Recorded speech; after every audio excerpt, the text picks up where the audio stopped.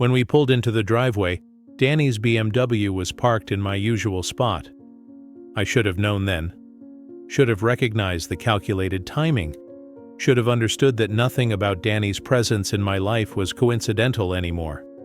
But I was tired, worried about Buddy, and still clinging to the hope that family meant something more than convenience. Danny was waiting in my kitchen, sitting at the table like he owned the place. He'd let himself in with the spare key I'd given him months ago, back when I still believed his offers to help were genuine. "Uncle Harold." "There you are." I was starting to worry. He stood up as I helped Buddy through the door, his eyes immediately taking in the dog's obvious distress. "What's wrong with Buddy?" "Arthritis," I said, guiding Buddy to his bed in the corner of the kitchen. "It's getting worse." Danny watched as I settled Buddy onto his cushions, bringing him fresh water and the new pain medication Dr. Stevens had prescribed. There was something in Danny's expression that I couldn't quite read, but it made me uncomfortable. "That's rough," Danny said, but his tone was detached, clinical. "How much is the treatment going to cost?" The question caught me off guard, not because it was unreasonable. Veterinary care was expensive, especially for chronic conditions, but because it was the first thing he'd asked. Not how Buddy was feeling, not what could be done to make him comfortable, just how much it would cost. "We'll manage," I said again. Danny shook his head.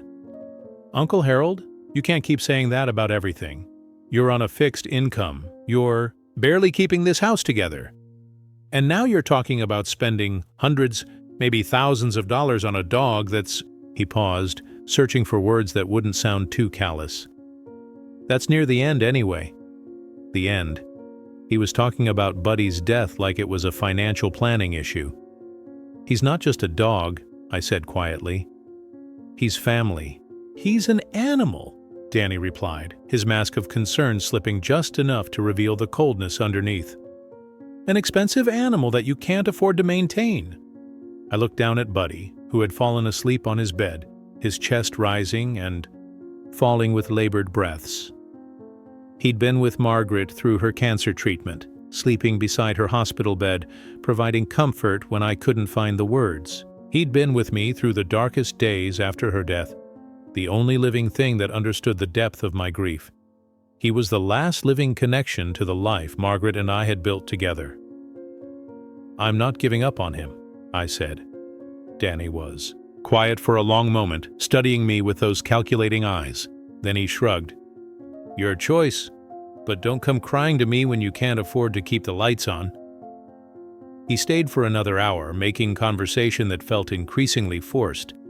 He asked about my finances, how much my pension was, whether I had savings, what my monthly expenses looked like. He framed it as concern about my ability to care for myself, but I could feel him cataloging information like an accountant preparing for an audit. When he finally left, I felt drained in a way that had nothing to do with physical exhaustion. It was the kind of weariness that comes from constantly being on guard, from second-guessing every interaction, from slowly realizing that someone you trusted doesn't have your best interests at heart. That night, I sat in my recliner with Buddy's head on my lap, both of us struggling with pain that seemed to get worse in the darkness. I thought about Margaret, about how she would have handled this situation. She'd always been better at reading people than I was, quicker to spot manipulation and lies. "I think we're in trouble, boy," I whispered to Buddy, stroking his soft ears. "I think we're in real trouble." I had no idea how right I was. The next morning I woke up to silence, not the peaceful silence of a quiet house, but the wrong kind of silence. The kind that immediately sets your nerves on edge because something that should be there isn't. Buddy wasn't in his bed. I called his name, my voice echoing through the empty rooms. I checked every corner of the house, moving as quickly as my arthritic joints would allow. The back door was still locked. The front door was still locked. The windows were all closed. But Buddy was gone. I was standing in the middle of my living room, panic rising in my chest, when I heard Danny's key in the front door. "Morning, Uncle Harold," he called out, his voice carrying that false cheerfulness that had become his signature. "Beautiful day, isn't it?" He walked into the living room, and I noticed immediately that he wasn't surprised to see me looking distressed. He wasn't surprised that Buddy wasn't at my feet like always. He wasn't surprised at all. "Have you seen Buddy?" I asked, though I already knew the answer from the carefully neutral expression on his face.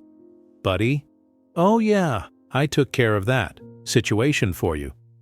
The words hit me like a physical blow. "What do you mean, you took care of it?"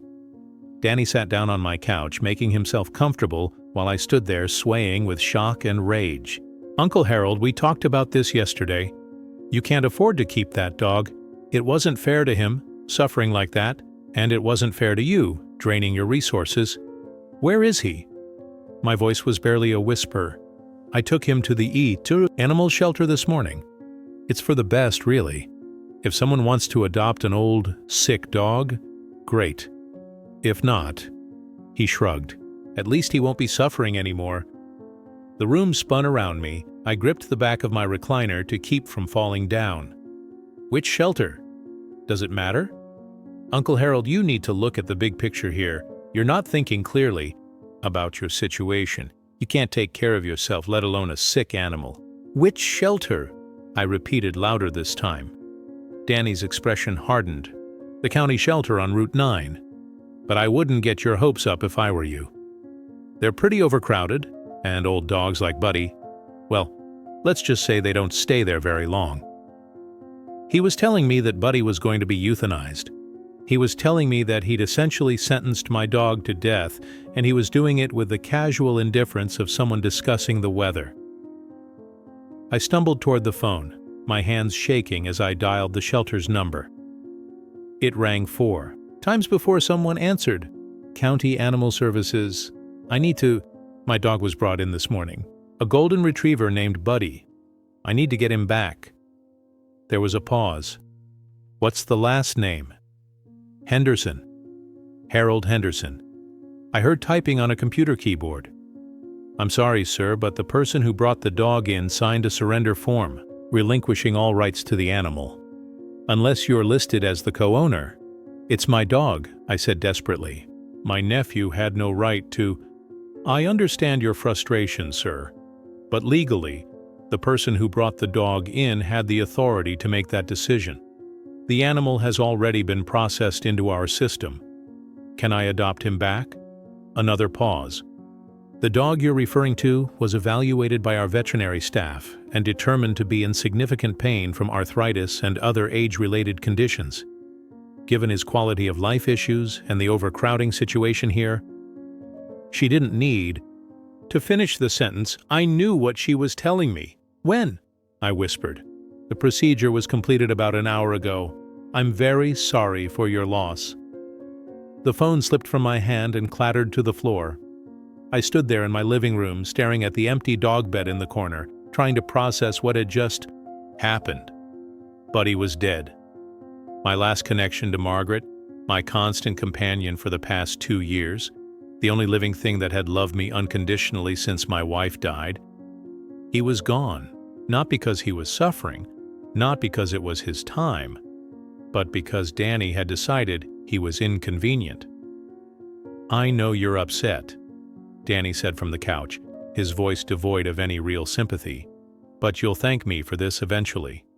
Now, you can focus on taking care of yourself instead of worrying about an animal that was just going to get sicker and more expensive." I turned to look at him, this young man who shared my blood, who'd grown up calling me Uncle Harold, who had eaten at my table and opened Christmas presents in my living room and been part of every family gathering for 28 years. And I realized that I was looking at a stranger, not just someone I didn't know, but someone I wouldn't want to know, someone capable of cruelty so casual and calculating that it took my breath away. "Get out," I said quietly. Danny raised an eyebrow. "Uncle Harold, get out of my house." He stood up, smoothing down his shirt with deliberate calm. "You're upset. I get it. But you're not thinking rationally right now. Maybe you should call Mom. Talk this through with her. Get out." Danny walked to the front door, pausing with his hand on the knob. "You know, Uncle Harold, you might want to think about your attitude here. You're going to need help as you get older, and I'm the only family you have left. It would be a shame if you burned that bridge over a dog. After he left, I sat in my recliner and cried for the first time since Margaret's funeral. I cried for Buddy, alone and confused in his final moments. I cried for Margaret, who would have been heartbroken to know what had happened to her beloved dog. I cried for myself, for the growing realization that I was truly alone in the world. But mostly I cried because I finally understood what I was dealing with. Danny wasn't just selfish or thoughtless, he was something much worse. He was calculating, he was manipulative, and he saw me not as family, but as an obstacle to be managed and a resource to be exploited. The worst part was that he was right about one thing. I did need help as I got older, and he was the only family I had left. But that night, sitting in my empty house with Buddy's toys still scattered around the floor, I made a decision. I might be old, I might be alone, and I might be physically weak, but I wasn't going to be a victim. Not anymore. The phone call to Linda came the next morning. I'd spent the night thinking about what to say, how to explain what Danny had done without sounding like a bitter old man complaining about his family. In the end, I decided on simple honesty. Linda, I need to talk to you about Danny. Harold, how are you feeling? Danny told me about Buddy. I'm so sorry for your loss. The sympathy in her voice sounded genuine, which gave me hope that maybe she didn't know the full truth about what her son had done. Linda, Danny took Buddy to the shelter without my permission. He's dead. There was a long pause. Oh, Harold, that must have been so difficult for you, but Danny was just trying to help. He was worried about you taking care of a sick animal when you can barely take care of yourself. The hope died in my chest. She did know. She knew exactly what Danny had done, and she approved. He had no right, I said. Harold, honey, I know you're grieving, but you have to be realistic about your situation. You're not a young man anymore. Danny is just looking out for your best interests. By killing my dog? Linda's voice sharpened. Now you're being dramatic. The dog was suffering. Danny made a humane decision that you were too emotional to make yourself. I realized then that this conversation was pointless. Linda had already chosen her side, and it wasn't mine. In her mind, I was the problem. The stubborn old man who wouldn't accept reality. Danny was the responsible adult making tough decisions. See? I said quietly. Look, Harold, why don't I come over this weekend? We can talk about some options for you. There are some lovely assisted living facilities in the area, places where you could have help when you need it but still maintain your independence. Assisted living. The conversation was moving exactly where I'd known it would go. First the dog, then the house, then my freedom. I'm not ready for that, I said. Maybe not ready, but that doesn't mean it's not necessary. Danny showed me some pictures of your house the last time he visited. Harold, it's not safe for you to be living alone in that condition. Pictures. Danny had been photographing my house, documenting my decline like evidence in a court case. We'll talk more this weekend, Linda continued. I'll bring some brochures and we can look at your options together. After I hung up, I sat at my kitchen table and tried to think clearly about my situation. Danny and Linda were working together, had been working together for months, maybe longer. They were building a case that I was incompetent to live independently, incompetent to make my own decisions. And the terrible truth was that they weren't entirely wrong. I was struggling to maintain the house. I was losing weight because cooking had become too much effort most days. I was isolated, depressed, and increasingly dependent on pain medication just to get through each day. But I wasn't incompetent. I wasn't senile. I wasn't ready to give up my independence and hand control of my life over to people who saw me as a burden. I just didn't know how to prove it. That afternoon, I did something I hadn't done in months. I got dressed in my best clothes, drove to the bank, and asked to speak with my account manager. Sarah Chen had been handling my finances for 15 years. Ever since she'd started as a teller and worked her way up to assistant manager. She'd helped Margaret and me set up our retirement accounts, had guided us through the paperwork when Margaret got sick, and had been nothing but professional and kind throughout our relationship. Mr. Henderson, she said, standing up from her desk when I walked into her office. How nice to see you. How are you doing?" "I've been better," I said honestly. "Sarah, I need to ask you about my accounts. Has anyone else been making inquiries about them lately?" Her expression became carefully neutral. "What kind of inquiries?" "My nephew, Danny Henderson. Has he been asking questions about my finances?" Sarah glanced toward the door, then leaned forward slightly. "Mr. Henderson, I can't discuss specific conversations, but I can tell you that we've had some inquiries about your accounts from someone claiming to be acting in your interests." My stomach clenched. "What kind of inquiries?" "Questions about your account balances, your spending patterns, your ability to manage your own finances. The person was asking about procedures for reporting financial elder abuse and getting power of attorney for incompetent relatives." Financial elder abuse, power of attorney for incompetent relatives. Danny wasn't just stealing from me opportunistically. He was building a legal case to take control of my finances entirely. "Sarah, I need you to know that I haven't given anyone permission to access my accounts or to act on my behalf. And I need to know exactly what information has been shared." She nodded. "I can prepare a full report of all inquiries and account activity for you. Mr. Henderson, if you're concerned about financial abuse, there are resources available to help you." "What kind of resources?" "Elder protective services, legal aid societies, adult protective services. People whose job it is to investigate these situations and protect vulnerable adults." Vulnerable adults. The phrase stung, but I forced myself to focus on the important part. There were people whose job it was to help me. "Can you give me those numbers?" Sarah wrote down several phone numbers on a piece of paper and handed it to me. "Mr. Henderson, I want you to know that we take these situations very seriously here. If you're experiencing financial abuse or coercion, we can help you protect your accounts." "How?" "We can flag your accounts to require additional verification for any transactions. We can require that you personally authorize any large withdrawals or transfers. We can document any attempts to access your accounts without proper authorization." For the first time in months, I felt like I had some control over my situation. "Let's do all of that." Over the next hour, Sarah helped me secure my accounts and documented everything that had happened with Danny's inquiries. She also helped me understand my financial situation more clearly. What I learned shocked me. I was not, as Danny and Linda seemed to believe, barely scraping by on a fixed income. Margaret and I had been careful savers our entire marriage. We'd invested wisely, lived below our means, and accumulated substantial assets over the decades. Between my pension, Social Security, Margaret's life insurance, and our investment accounts, I had more than enough money to live comfortably for the rest of my life, more than enough to hire help if I needed it, more than enough to maintain my house and my independence. I wasn't a poor old man desperately in need of family charity. I was a wealthy widower being systematically manipulated and robbed by relatives who assumed I was too old and confused to notice. "Mr. Henderson," Sarah said as we finished up, "I have to ask, do you have an updated will?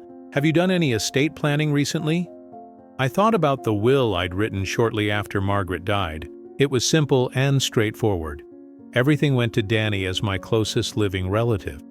At the time, it had seemed like the natural thing to do.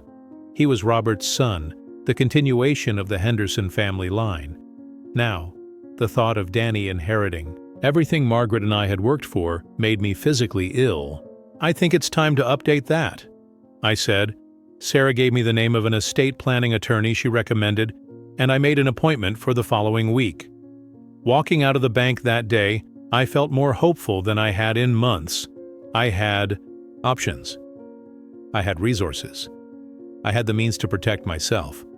What I didn't have was much time. The weekend visit from Linda was everything I'd expected and worse. She arrived Saturday morning with a stack of brochures for assisted living facilities and the kind of determinedly cheerful attitude that people use when they're about to deliver bad news. "Harold, you look thin," she said, settling herself at my kitchen table like she was preparing for a business meeting. "Are you eating enough?" The question was clearly rhetorical. She'd already decided that I wasn't taking care of myself properly. and nothing I said was going to change her mind. "I'm fine," I said. She made a note on a pad of paper she'd brought with her. "And how's the pain management going? Danny mentioned you've been having trouble with your medication." Trouble with my medication. That was one way to describe having it stolen. "I'm managing." Another note on her pad. "Harold, I want to show you some options that might make your life easier. These are all lovely facilities with excellent care standards." She spread the brochures across my table like she was dealing cards: Sunny Acres Senior Living, Golden Years Community, Peaceful Meadows Assisted Care. Each brochure showed the same stock photos of smiling elderly people playing cards, tending gardens, and enjoying group activities. What they didn't show were the locked doors, the regimented schedules, the loss of privacy and autonomy that came with institutional living. "Linda, I appreciate your concern, but I'm not ready to leave my home." Not ready, or not willing to admit that it's necessary? She leaned forward, her voice taking on the patient tone people use with children. "Harold, I walked through this house when I arrived. The kitchen is dirty, the living room is cluttered.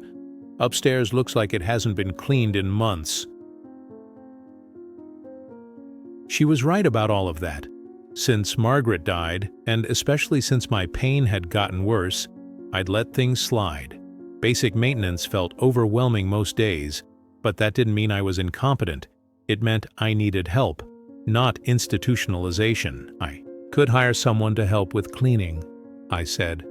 Linda shook her head. "It's more than just cleaning, Harold. You're isolated here. You're not eating properly. You're not managing your medications correctly. What happens when you fall? What happens when you have a medical emergency? I have neighbors. I have a phone." "Do you? When's the last time you talked to any of your neighbors? When's the last time you left this house except for doctor's appointments?" The questions hit home because she was right. I had become isolated. Since Margaret died, I'd withdrawn from the social connections we'd maintained together. The neighbors were friendly but distant. I rarely left the house except when absolutely necessary. But isolation wasn't the same thing as incompetence, and depression wasn't the same thing as dementia.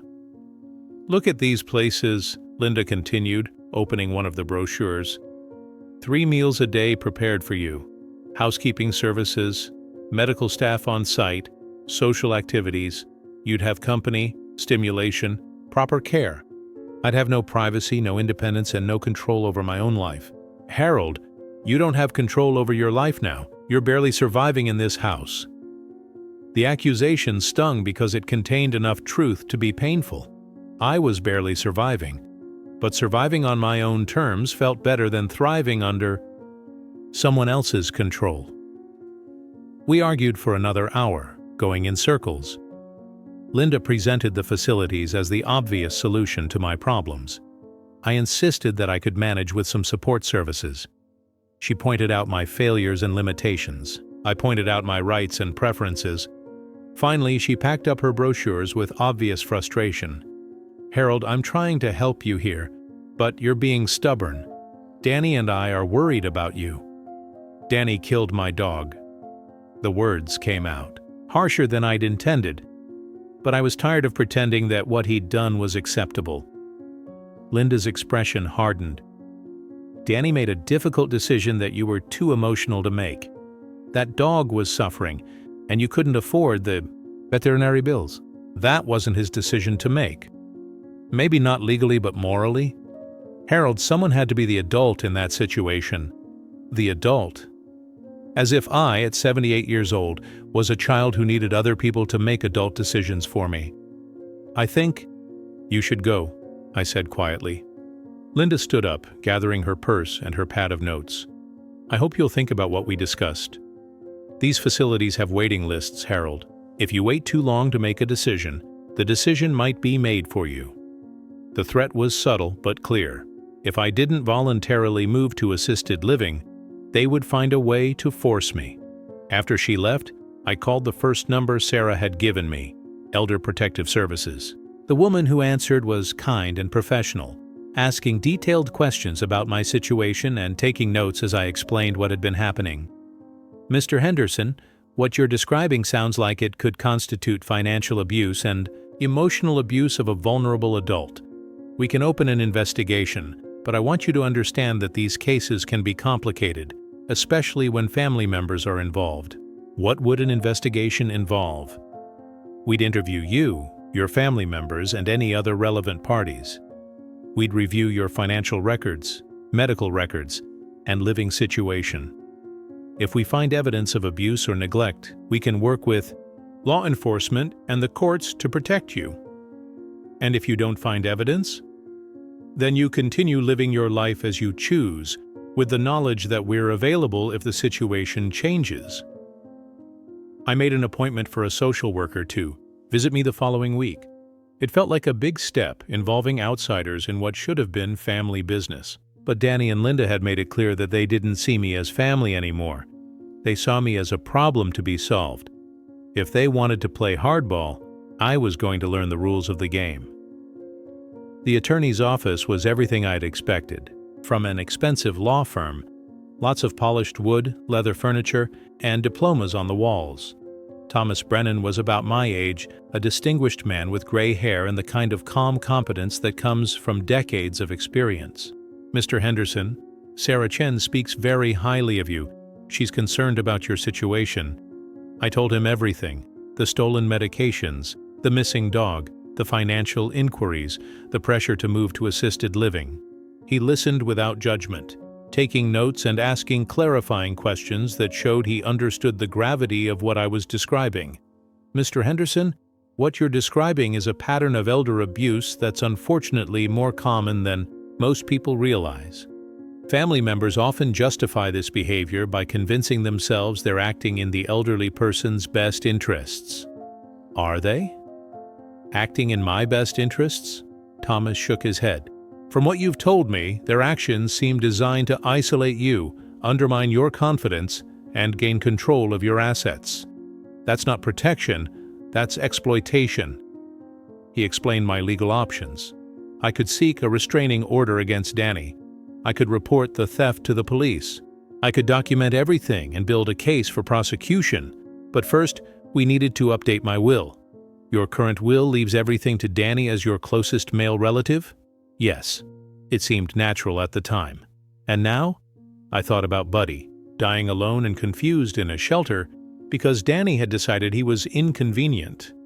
I thought about my stolen medications, my missing ring, the photographs Danny had taken to document my decline. I thought about Linda's threats about decisions being made for me. Now I think I need to be more strategic about my legacy. Thomas smiled. Strategic is good. Let's talk about your options. We spent the next 2 hours going through my assets and discussing how I wanted them distributed. What emerged was a picture of wealth that even I hadn't fully grasped. Margaret's family had been more successful than I'd realized, and their investments had grown substantially over the decades. Combined with our own savings and the appreciation of our real estate, I was worth considerably more than the modest lifestyle Margaret and I had maintained suggested. You have options, Mr. Henderson. You could set up a trust that provides for your care while protecting your assets from exploitation. You could establish charitable foundations. You could structure your estate to reward people who have treated you with kindness and punish those who haven't. What would you recommend? I'd recommend thinking carefully about who has actually shown you love and respect in recent years, and who has treated you as a burden or a resource to be exploited. Then structure your estate accordingly. I thought about Rosa, the night nurse at the nursing home where I'd had my brief stay after Margaret's funeral. She'd been the only person in months who had treated me with genuine kindness, who had seen me as a person rather than a problem. I thought about Dr. Stevens, who had been caring and honest about Buddy's condition. I thought about Sarah at the bank, who had helped me understand my options when I felt most vulnerable. I thought about the organizations that helped elderly people like me, the animal shelters that tried to find homes for abandoned pets, the immigrant families working to build better lives for their children. And I thought about Danny and Linda, circling like vultures, waiting for me to die so they could inherit everything Margaret and I had worked for. I want to make some changes, I said. Thomas smiled. I thought you might. Over the next hour, we drafted a new will that reflected my actual values rather than my family obligations.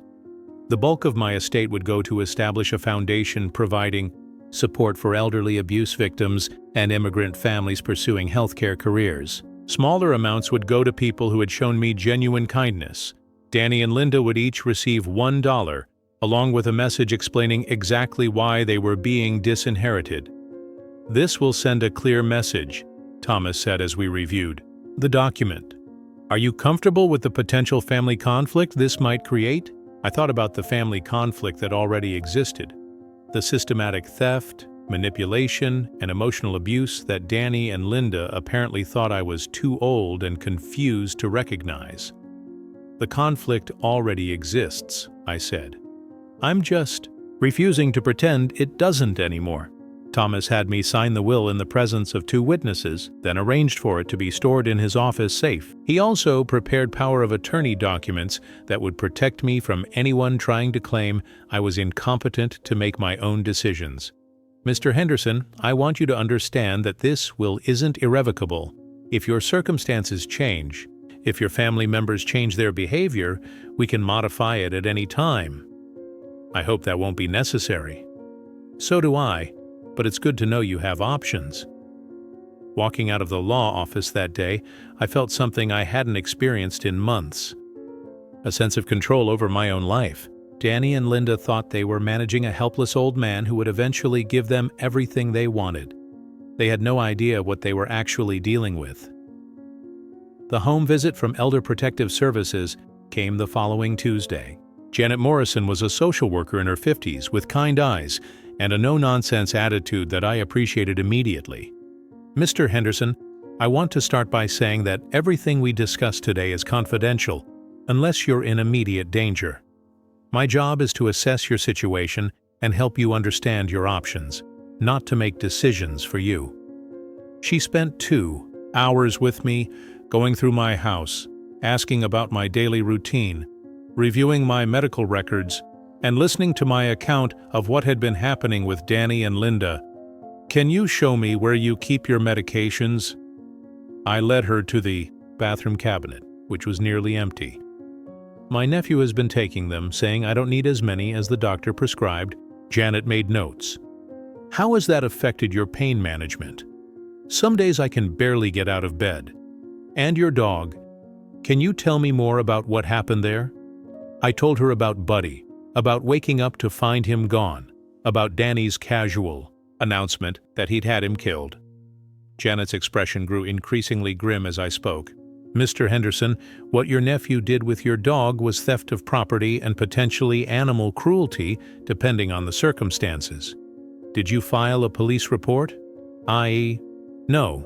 I didn't think anyone would take it seriously." "They would. Pet theft is a crime, and disposing of someone else's animal without permission is illegal in this state."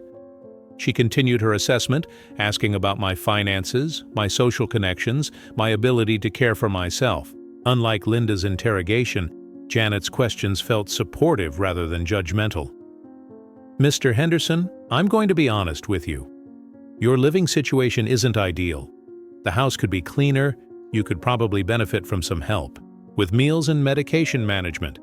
But nothing I see here suggests that you're incompetent or unable to make your own decisions with appropriate support." "What kind of support? Home health aides, meal delivery services, housekeeping help, medication management systems? There are lots of options that would allow you to stay in your own home while getting the assistance you need." "And my family's claims that I need to be in assisted living?" Janet's expression hardened slightly.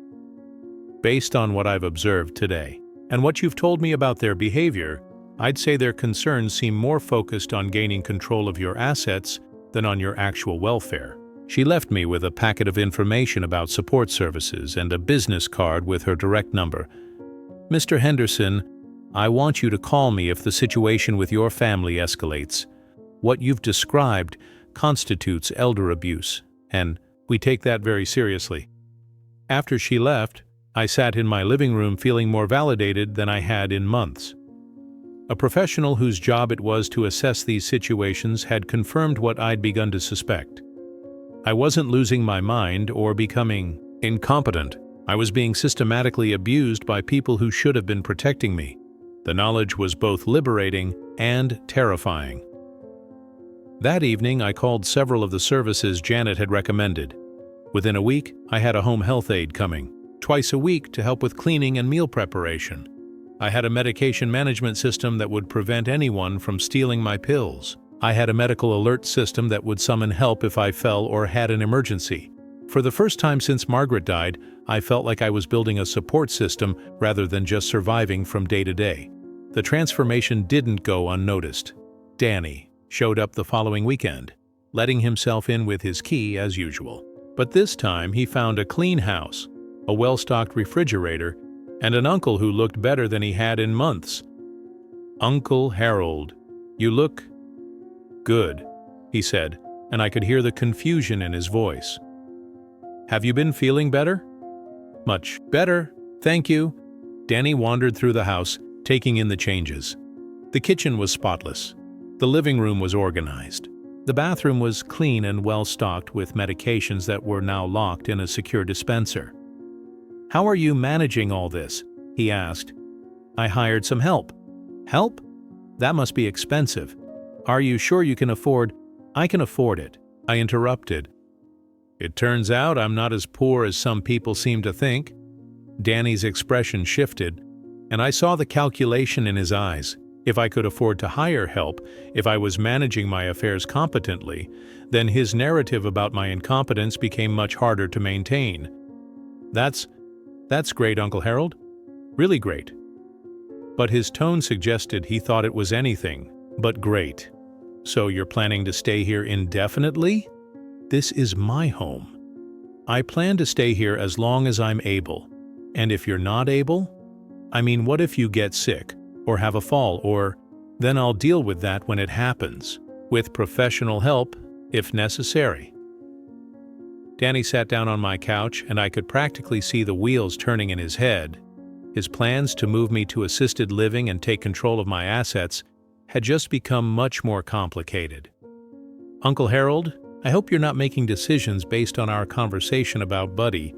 I know you were upset, but—" "I wasn't upset, Danny. I was devastated. There's a difference." "But you understand why I did it, right? The dog was suffering, and you couldn't afford—" "I could afford it. I can afford whatever medical care I need, whatever home modifications I need, whatever support I need to live independently. I could have afforded whatever treatment Buddy needed." The room fell silent. Danny stared at me with an expression I'd never seen before. Not just surprise, but something that looked almost like fear. "How much money do you actually have, Uncle Harold?" The question hung in the air between us. It was the first time Danny had asked directly, and his tone made it clear that this wasn't casual curiosity. "Enough," I said simply. "Enough for what?" "Enough to live comfortably for the rest of my life. Enough to hire whatever help I need. Enough to make sure that people who have been kind to me are rewarded, and people who haven't—" I let the sentence trail off, watching Danny's face. He was smart enough to understand the implication. "Uncle Harold, if I've done anything to upset— You killed my dog, Danny. You stole my medications. You've been photographing my house to build a case that I'm incompetent. You've been inquiring about my finances at the bank without my permission." I kept my voice calm, factual. "Those aren't things that upset me. Those are things that have shown me exactly who you are." Danny's face flushed red. "I was trying to help you. Everything I did was because I was worried about you." "No, everything you did was because you saw me as a resource to be managed and exploited. There's a difference." He stood up abruptly, his mask of concern finally slipping completely. "You know what, Uncle Harold? Maybe you're right. Maybe I should stop worrying about what happens to you. Maybe I should let you figure out how to manage your life without any family support at all." "That sounds like a wonderful idea." Danny stared at me for a long moment, and I could see him trying to decide whether to escalate the confrontation or retreat and regroup. Finally, he chose retreat. "I hope you know what you're doing," he said, heading for the door. "For the first time in months, I do." After he left, I called Thomas Brennan to update him on what had happened. It sounds like your nephew is starting to realize that his plans aren't going to work out the way he expected. What should I expect next? Probably escalation. People like Danny don't give up easily when they realize they're losing control. He might try to have you declared incompetent or claim that someone is taking advantage of you or find some other legal way to override your decisions. Can he do that? He can try. But with the documentation we've prepared and the assessments you've had done, it would be very difficult for him to succeed. You've established a clear record of competence and independent decision-making. That night, I sat in my clean, comfortable house with my medications properly secured and my support systems in place, and I felt something I hadn't experienced since Margaret died. Peace. Not the peace of resignation or defeat, but the peace that comes from taking control of your own life and refusing to be victimized by people who should love and protect you. I thought about Margaret, about how proud she would be that I'd finally stood up for myself. I thought about Buddy and hoped that somehow he knew I hadn't abandoned him willingly. I thought about the nursing staff who would benefit from the foundation I was establishing, about the immigrant families who would have better opportunities because of the scholarships I was funding, and I thought about Danny and Linda, who had assumed that I was too old, too weak, and too confused to recognize what they were doing to me. They were about to learn how wrong they were. The final confrontation came 2 weeks later, but not in the way I'd expected. I was eating lunch when I heard voices in my front yard. Danny's voice, raised in anger, and another voice I didn't recognize. Looking out the window, I saw Danny arguing with a woman in a uniform, a police officer. My heart started racing. Had something happened? Was someone hurt? The doorbell rang, and I opened it to find the police officer standing there with Danny behind her, his face red with frustration. "Mr. Henderson, I'm Officer Patricia Martinez with the County Sheriff's Department. I need to speak with you about a complaint that's been filed." "What kind of complaint?" "Sir, your nephew here has filed a report claiming that you're being financially exploited by unknown parties. He's requesting a welfare check and asking us to investigate possible elder abuse." I looked past the officer at Danny, who was trying to look concerned rather than manipulative. It was a clever move, using my own complaints about elder abuse against me by claiming that someone else was now abusing me. "Officer Martinez, please come in. Danny, you can wait outside. Uncle Harold, I'm just worried about you. The way you've been acting lately, the sudden changes in your living situation, it's not like you. Someone's obviously taken advantage of your grief and confusion to—" "Danny, wait outside."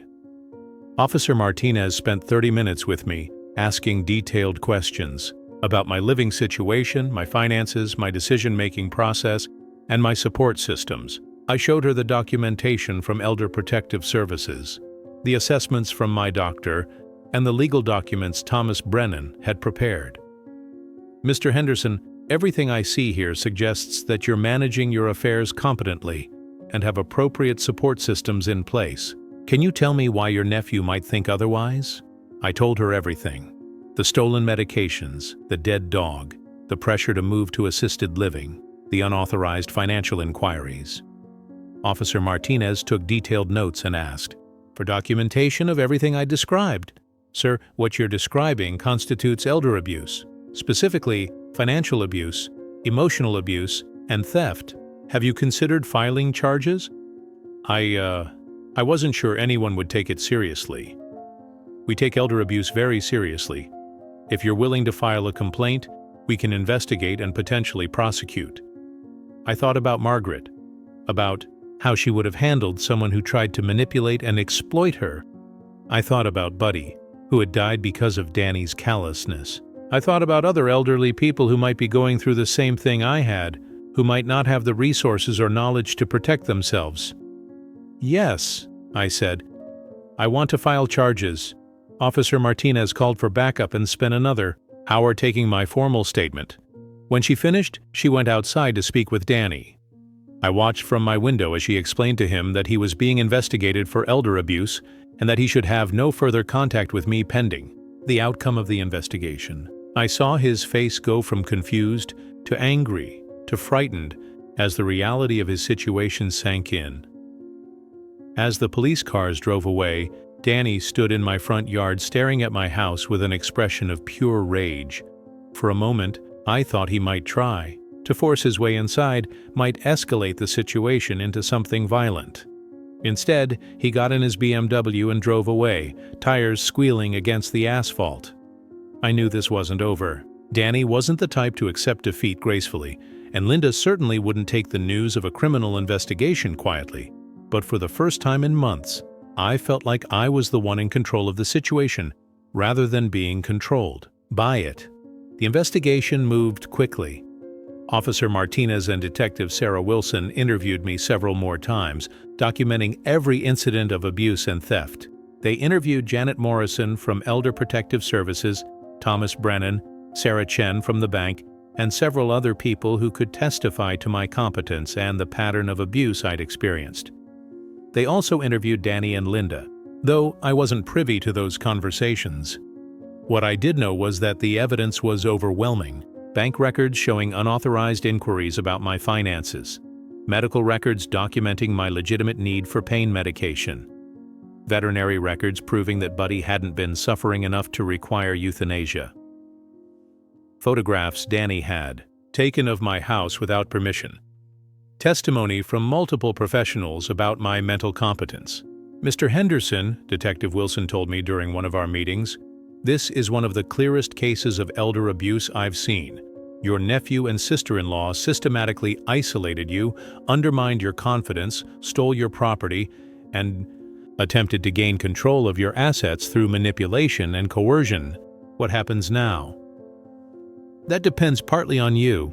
We have enough evidence to charge your nephew with theft, elder abuse, and possibly fraud. Your sister-in-law was complicit in the scheme, so she could face charges as well. But prosecuting family members is complicated, and the decision about how aggressively to pursue this is partly yours." I thought about it for several days. Prosecuting Danny and Linda would be expensive, time-consuming, and emotionally draining. It would make family relationships permanently toxic, not that they weren't already, but it would also send a message to other people who might be tempted to exploit elderly relatives. It would validate my experience and make it clear that elder abuse has consequences. More importantly, it would honor Margaret's memory by standing up for what was right, even when it was difficult. "I want to prosecute," I said. The legal proceedings took months, but the outcome was never really in doubt. Danny was convicted of elder abuse, theft, and fraud. He received 18 months in prison and was ordered to pay restitution for everything he'd stolen, including compensation for Buddy's wrongful death. Linda was convicted of conspiracy and elder abuse. She received probation and community service, but the conviction made it impossible for her to work in the healthcare field where she'd been employed. More satisfying than the criminal convictions was the civil lawsuit Thomas Brennan filed on my behalf. Danny and Linda were ordered to pay substantial damages for the emotional distress and financial harm they'd caused me. They couldn't afford to pay, of course. Danny had spent most of what he'd stolen from me on drugs and gambling. Linda's savings were minimal, but the judgments would follow them for years, garnishing wages and preventing them from rebuilding their financial lives easily. Justice, it turned out, had a long memory. Throughout the legal proceedings, my health continued to improve. The regular home health visits, proper medication management, and reduced stress made an enormous difference in my quality of life. I gained weight, slept better, and found myself able to enjoy simple pleasures again. I also found myself less alone than I'd been since Margaret died. Rosa, the nursing aide who'd been so kind to me during my brief nursing home stay, visited regularly. She'd been promoted to charge nurse and was working on her master's degree in nursing administration. "Mr. Henderson," she told me during one of her visits, "what you did, standing up to your family, fighting back, it inspired me to go back to school. You showed me that it's never too late to take control of your life." I'd also reconnected with some old friends who'd tried to stay in touch after Margaret died, but had been rebuffed by my grief and isolation. They were understanding about what I'd been through and supportive of my efforts to rebuild my life. Dr. Stevens, Buddy's veterinarian, introduced me to other elderly pet owners who'd lost companions. We formed an informal support group that met weekly at the animal shelter, sharing stories and providing comfort to each other.